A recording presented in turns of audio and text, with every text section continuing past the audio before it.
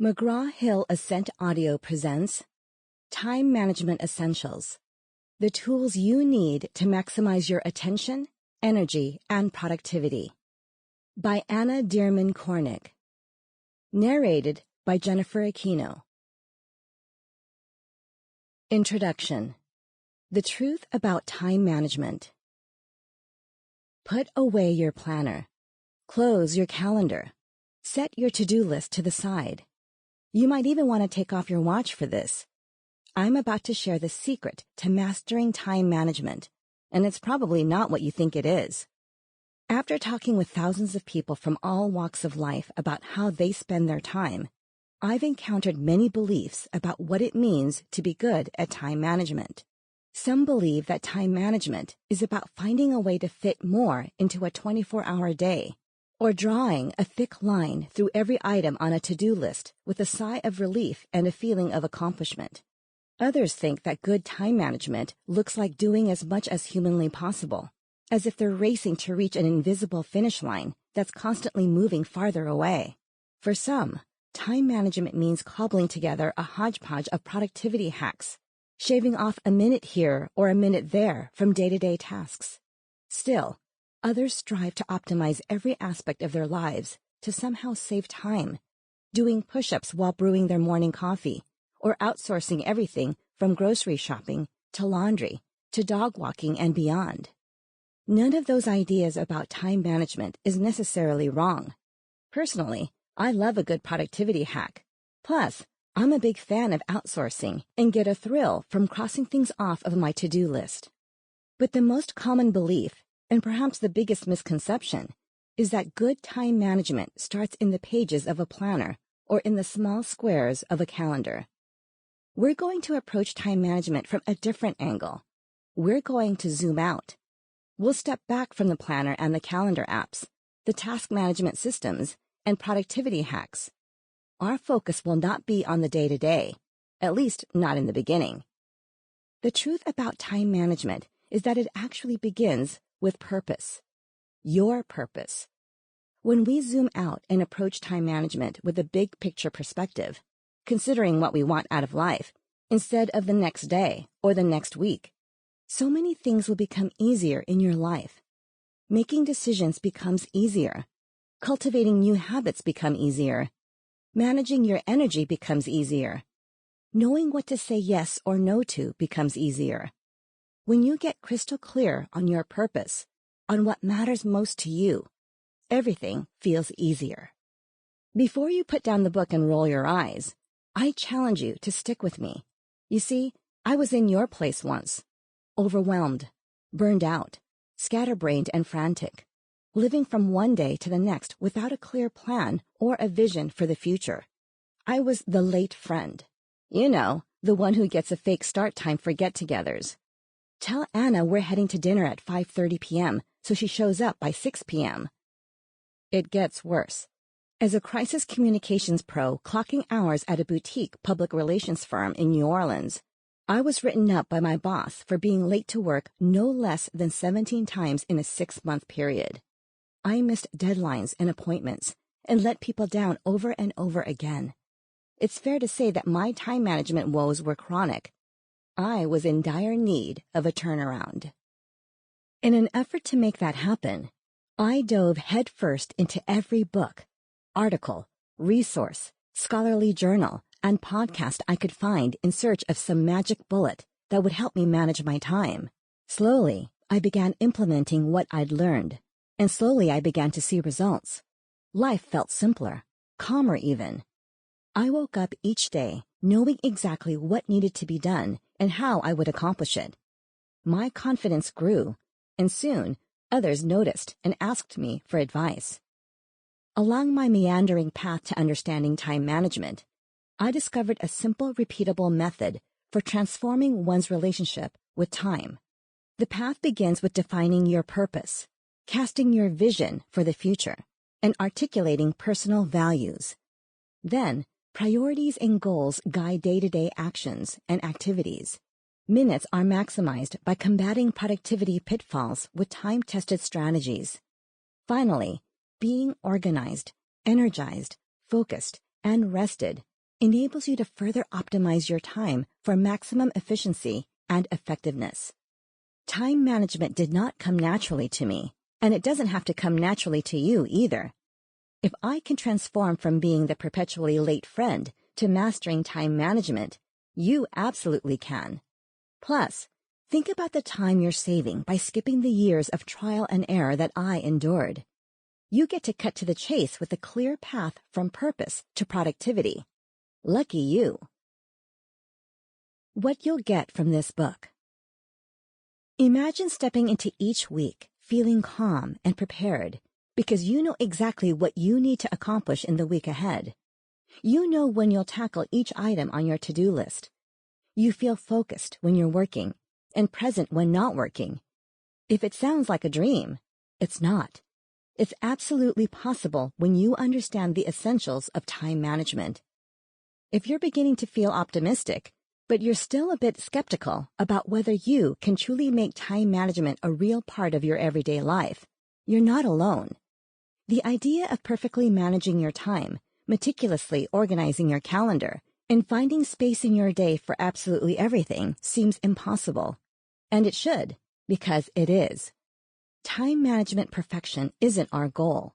Instead, by learning the essentials of time management, you'll be equipped to make time management work for you and your life. Here's how we'll make that happen together before you finish this book. How this book is organized.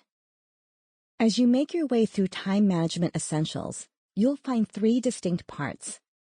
Part 1, the essentials, shares the foundational pieces for sustainable, purpose-driven time management. Understanding these fundamental principles and potential pitfalls will shift your perspective of time management from simply watching the clock and updating your calendar to planning with purpose and living with intention. Part 2, Essentials Applied, begins with a self-assessment. Here, you'll take inventory of your time management strengths and opportunities for improvement, and then use the practical applications and step-by-step exercises in chapters 5 to 7 to bring the fundamentals of time management to life. In Part 3, Beyond the Essentials, you'll be equipped with helpful tips and strategies to enhance your new time management skills. From getting better sleep and maintaining concentration to creating organized systems and tapping into your natural energy, good time management goes beyond the pages of your calendar. Together, these sections are your guide to creating a personalized strategy for time management success at work and in your life. Isn't it about time you took control of your time? Let's dive in. Part 1. The Essentials. Chapter 1. The Power of Purpose. In the hustle and bustle of our day-to-day lives, rarely do we pause to consider our life's purpose. We're much too busy running errands, jumping on Zoom meetings, or picking up groceries to ponder whether we're living according to our purpose. Who has time for that? However, good time management is impossible without clearly knowing what matters most to you. If we skip past purpose and instead dive straight into all the time management hacks, creating an ideal week, setting goals, and doing all the things that seem like quick fixes, we might accidentally quick fix our way into living a life we don't love. If you don't take the time to define what's most important to you, your purpose, which as we will learn is made up of your vision and values, your days and your life will be spent living someone else's purpose. I learned this the hard way.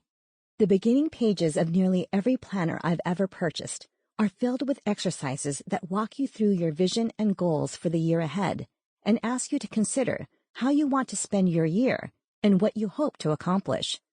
Without fail, I skipped over these pages every time and got to work filling in my appointments and to-dos. How many of you are with me here? And then, I wondered why I felt constantly swept up in a sea of meaningless obligations and resentful of requests for my time. Instead of living with purpose, I was living in default mode. What's default mode? That's the way you feel when you're just going through the motions. You go to work and come home, following the equivalent of a well-worn path through your life. In default mode, You do things because that's the way you've always done them, and you're likely so caught up in making everyone else happy that along the way, you've lost touch with what you actually wanted out of life. So, what do you want out of life? That question might seem too big to answer now, but by the end of this chapter, you'll have a response that gets you excited to get out of bed each day. Your purpose equals your vision plus values. To get started, it's important to understand that your purpose revolves around two things: your vision and your values. Your vision is what you want your life to look like in the future. Your values represent your highest priorities and deeply held beliefs. Together, your vision and your values anchor every decision you make about how to spend your time. Still not clear on what separates your vision from your values? Think of it this way. If your vision is the mental picture of the future you hope to create for yourself, your values are the guiding principles that help you chart your course to that future. Your vision gives you a direction to move in, and your values influence the choices you make along the path to that vision. In this chapter, we'll define your big vision for the future and articulate your values through exercises, examples, and more. Let's kick off our purpose work by clarifying your vision. Your vision. Whether you're baking a cake, building a house, or envisioning your ideal life, we have to think about things before we can create them. Cakes begin with recipes. Homes are built with blueprints. Both begin as ideas, as someone's vision. The same goes for your ideal life. You can't live your dream life unless you first articulate what exactly your dream life actually is. Whether you want a successful career, thriving business, happy family, or strong relationship, you've got to imagine what that successful career, thriving business, happy family, or strong relationship actually looks like so you can pursue it. When you make a conscious effort to picture what you want in your mind, although it may seem like you're not really doing anything, you're actually taking control of your life and your circumstances. Your vision guides your decisions and gives you hope. When you have a clear vision, it becomes easier to make choices about how to spend your time, whether to accept a certain job, make a big move, or go out on that date, because either the choice fits into your vision or it doesn't.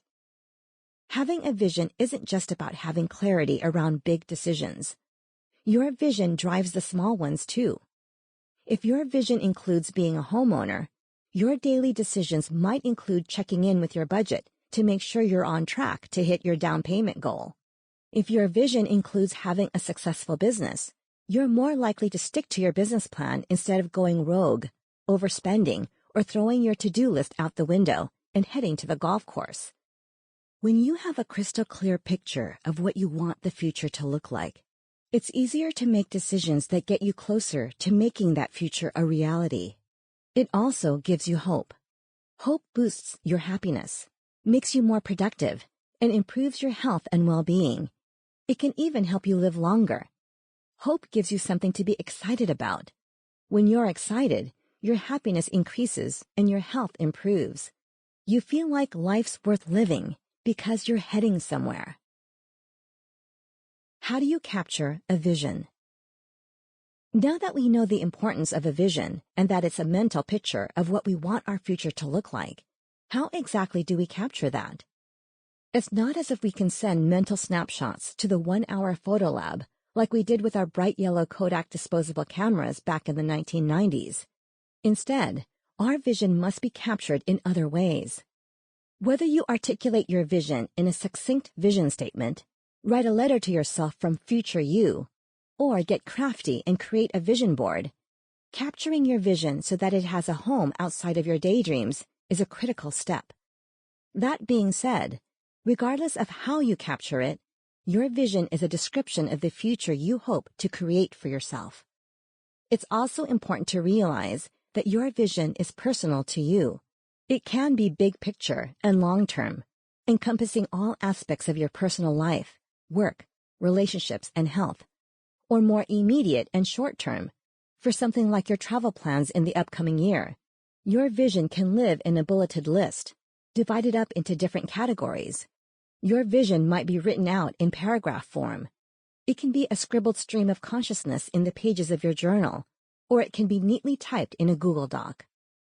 If you've ever felt intimidated by the thought of creating a vision for your life, I hope the upcoming exercises help you tremendously and give you a sense of relief. There's no one right way to create a vision, and in the upcoming exercises, you can test drive different methods for clarifying and capturing your vision. Exercise 1. The story of you. What kind of life do you hope to look back on as you near the end of your days? What kind of stories do you want to tell? Will you have experiences and adventures that depict a life well lived?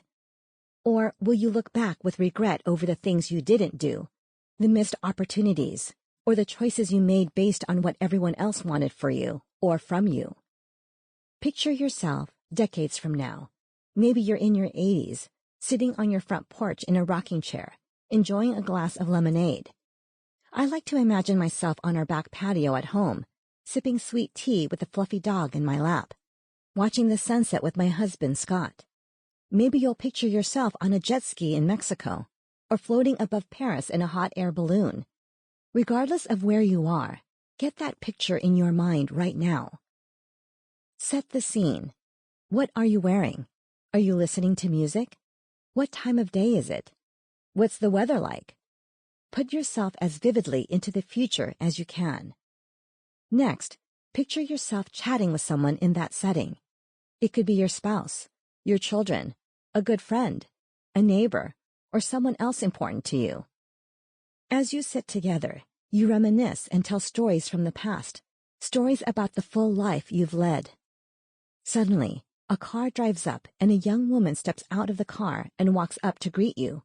She's a biographer, and she's come to interview you to write a book about your life. Oh yes, you're a big deal. She sits down, opens her notebook, and places a small recording device on the table between you. Now, take a moment to answer each of these questions. Why is this biographer writing about you? What are the big chapters in your life's story? What was your biggest achievement? What are you most proud of? What are you known for? What were some of the lowest points in your life? How did you get through them? What was your biggest life lesson? What was the pinnacle of your career? What did you create? How did you spend your time when you weren't working? Did you have hobbies like cooking or pottery or improv? What legacy will you leave for friends and family? And finally, what's the name of your biography? Once you've had an opportunity to answer these questions, take a moment to reflect on your answers. Is this the story you hope to tell when you're 80? Are you taking steps now in your day-to-day life to make this vision a reality?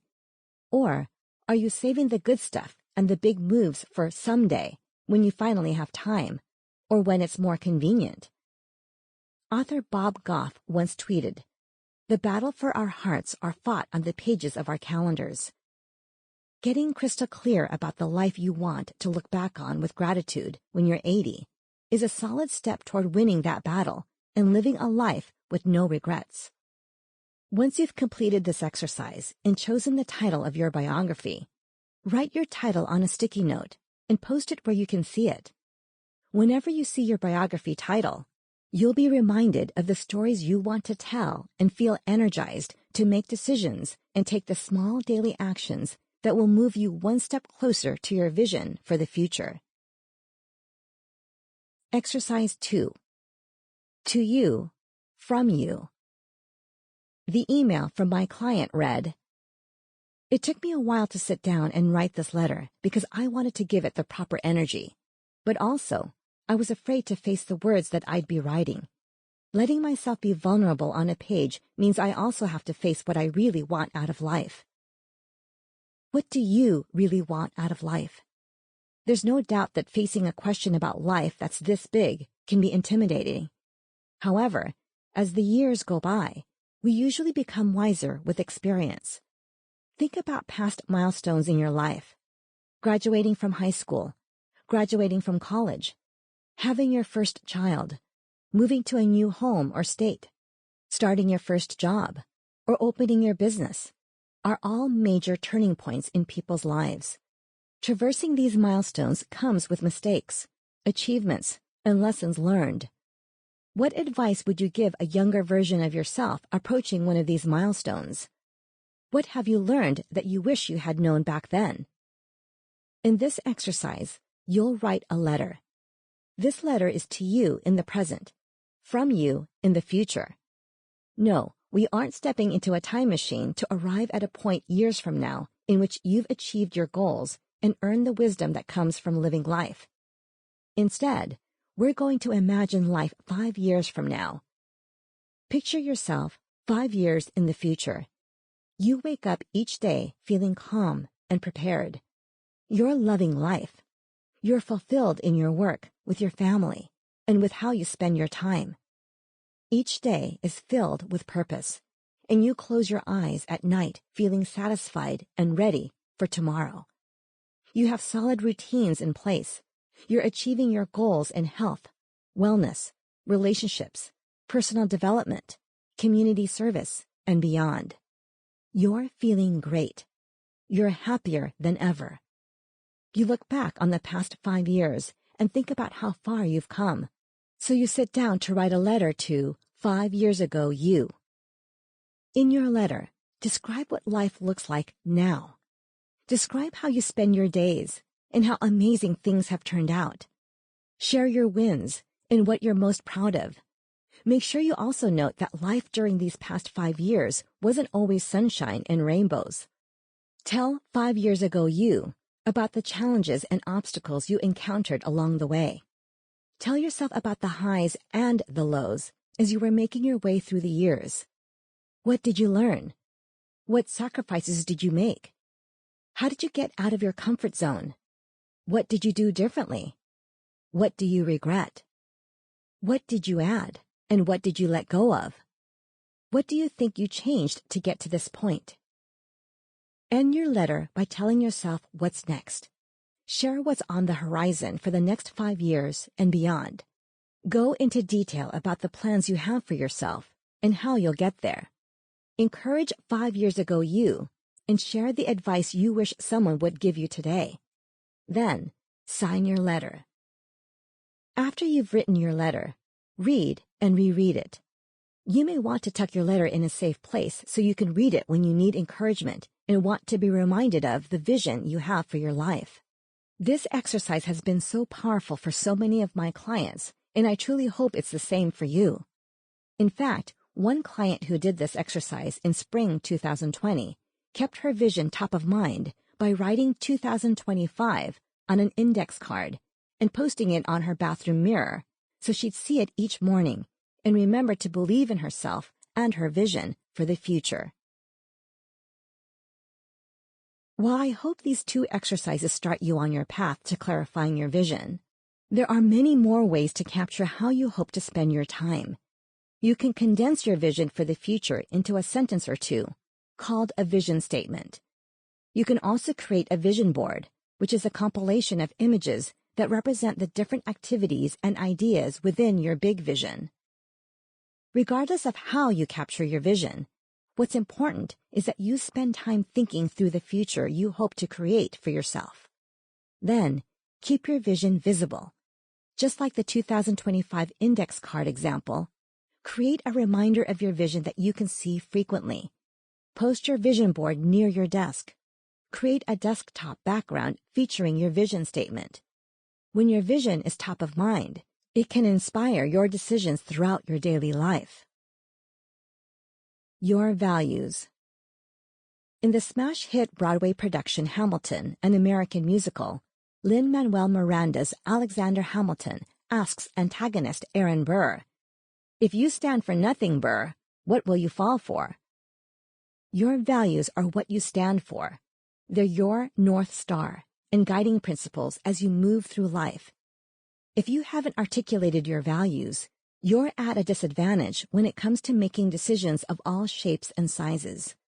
Just like having a clear vision in mind when making decisions is important, knowing your values and measuring opportunities against those values is critical too, whether it's a job opportunity, potential client, meeting request, leadership role, or hot date.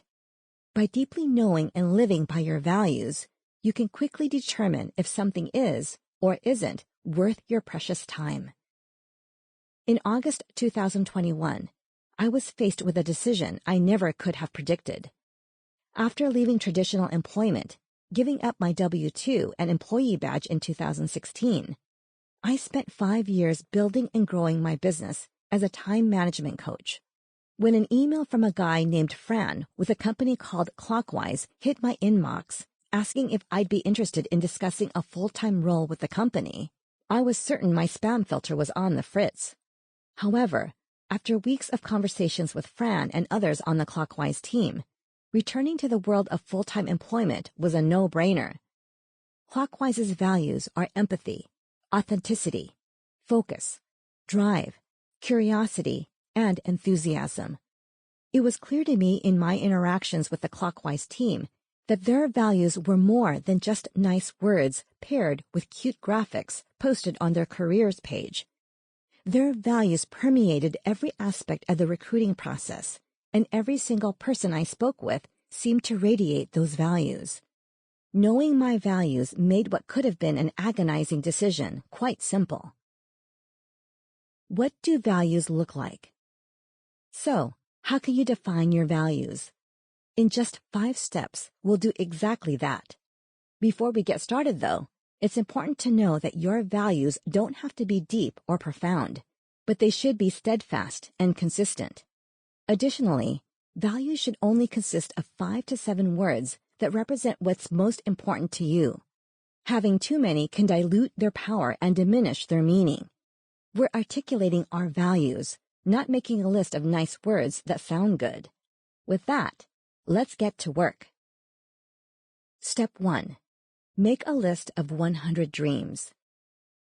The first book I ever read about time and time management was 168 Hours by Laura Vanderkam. In that book, Vanderkam shares a brainstorming exercise she learned from career coach Caroline Sinisa Levine.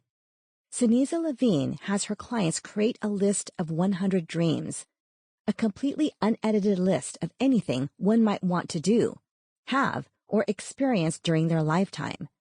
Creating your own list of 100 dreams is a fun and effective way to further crystallize your vision and begin our process of articulating your values. Plus, it's fun to let yourself dream for a bit. The instructions are simple. Jot down 100 things you'd like to experience, places you'd like to travel to, or goals you'd like to accomplish. This can even include relationships you'd like to cultivate or books you'd like to read. Feel free to include big dreams you've already accomplished because they count too. The benefit and challenge of compiling a list of 100 dreams is that you have to be specific. Just writing "travel more" doesn't cut it, and it'll take you a really long time to get to 100 if you're being overly general. Let yourself totally go. Dream big for yourself. As you get to work, here's a tip if you're feeling stuck. Set a timer for 15 minutes and write down as many dreams as possible until the timer goes off. Then, leave your list out where you can easily add to it throughout the day or week. Then, just keep adding to it until you get to 100. As you're compiling your list of 100 dreams, keep in mind that this list is about you, and only you. This is what you want, not what you think you should want or what others want for you. Give yourself the gift of being selfish with your list of 100 dreams. This is your space to dream, so give it your all. Step 2. Identify your dream themes. Once you've made your list of 100 dreams, it's time to reflect. Look over the dreams you've captured. Do you see any themes or patterns as you review your dreams? What do the items on your list have in common? Can you create categories for similar dreams? If so, which dreams can be grouped together? Use this step to get messy with your list. Sample complete. Ready to continue?